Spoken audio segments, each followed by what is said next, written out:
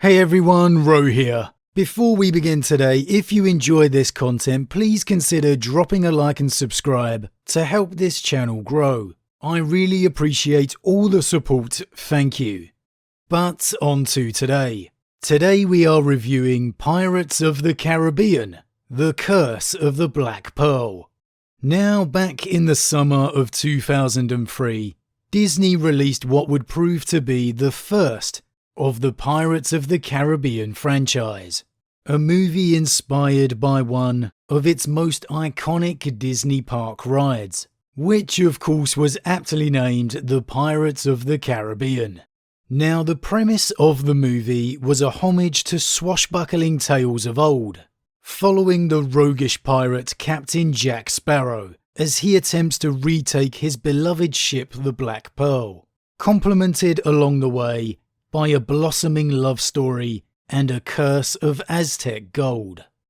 Now, in reviewing this film, I feel it's important to not be too influenced by the franchise that followed, because while the studio may have had hopes for a successful franchise to come, this was first and foremost its own complete standalone adventure. And straight off the bat, this film does a lot right. It strikes an almost perfect balance between genres. It is a family adventure movie throughout, yet it blends in the balances of comedy, action, and even suspense beautifully. This is not a movie the parents are left rolling their eyes at. They will enjoy this movie just as much as any of the younger viewers, if not more so. And I think a great deal of that success belongs to the tone of the movie. It was a 12A rating here in the UK, and that use of a darker tone really does benefit this adventure well. The use of darkness and night in particular, representing the coming of the pirates and the pearl, is fantastic. It feels genuinely suspenseful. And by the time the pirates do arrive on scene, they feel truly menacing. And that's owed to the way the movie crafts the narrative as you journey along. It doesn't patronise the viewer as some films are wont to do, spelling everything out for you right at the start. The truth of the curse here subtly unwinds as the adventure continues. It takes a full 40 minutes until the main villain, Captain Barbossa, even appears on screen. And by then it's built to this moment so beautifully, you are truly invested. The foreboding is palpable as the winds change and the Black Pearl approaches port to make its very first appearance. And a lot of credit for that must go to the soundtrack. It is absolutely spot on. Aside from the now famous Pirates theme, again it's that use of darker overtones that really help give you the immersion into their adventure, keeping you the viewer within the moment. Now, as for casting, we all know how successful this portrayal of Jack Sparrow would go on to be for Johnny Depp. And honestly, this is him at his finest. Before the overly comedic character he would go on to be in the sequels, here, much like the film overall, Jack Sparrow has an element of danger. And rightly so.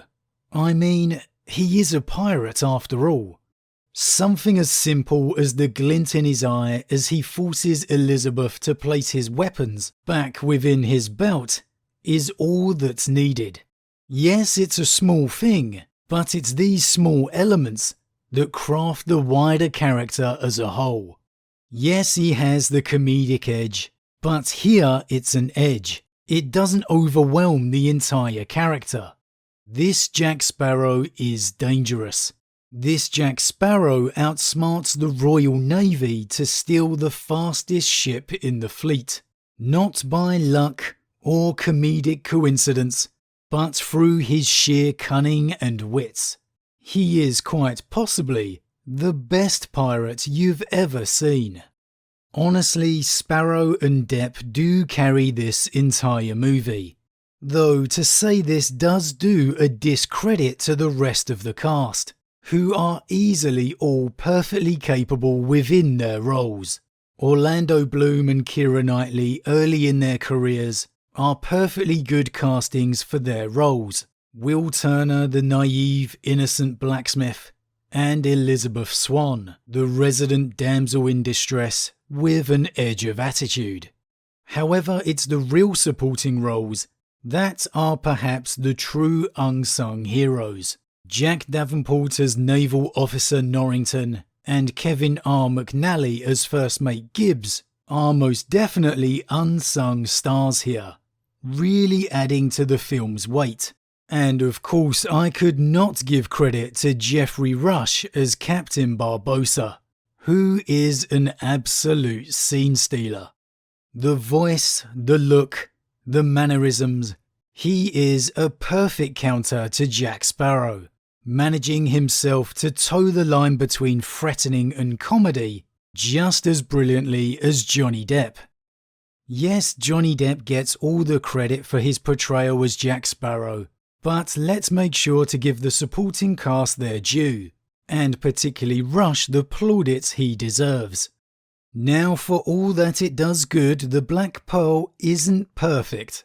The great dark overtones do seem to lighten in the second half of the movie, and the comedic overtones do noticeably increase. It doesn't overwhelm it here, but it is noticeable. The second half is not quite as strong as the first, and at 2.5 hours long, it probably is a little longer than it needed to be. There's a whole ship chase and battle that, in all honesty, you probably could have done without. Though I understand why it's in. You couldn't have a pirate movie without a ship battle and a desert island. And moving on to the early 2000s CGI, it can be a bit ropey at times. However, for the most part, it still holds up okay to this day. And Pirates is a testament to true sets as opposed to pure green screen backgrounds. This movie has aged very well. Overall, I can't help but feel the legacy of this film could have been so much greater had it not been followed by the franchise sequels, which unfortunately largely lose their way, and perhaps have taken away some of the first installment's shine. Because as a standalone adventure movie, Pirates of the Caribbean: The Curse of the Black Pearl is absolutely fantastic.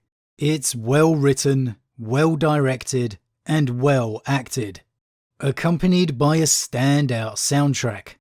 Yes, maybe it lags a little in the middle and could be half an hour shorter, but it is still a fantastic family adventure, and still to this day a great watch for the entire family. So for me, Pirates of the Caribbean: The Curse of the Black Pearl is an absolute thumbs up, regardless of whoever you are. This is a great popcorn movie. But as always guys, what do you think? What's your opinion of Pirates of the Caribbean: The Curse of the Black Pearl? Make sure to drop your thoughts in the comments below. As always, huge thank you to all my subscribers. Your support truly means a lot to me, it really does. And if you're new, please consider subscribing to help the channel grow. But with that said, I am off and I'll see you all again real soon.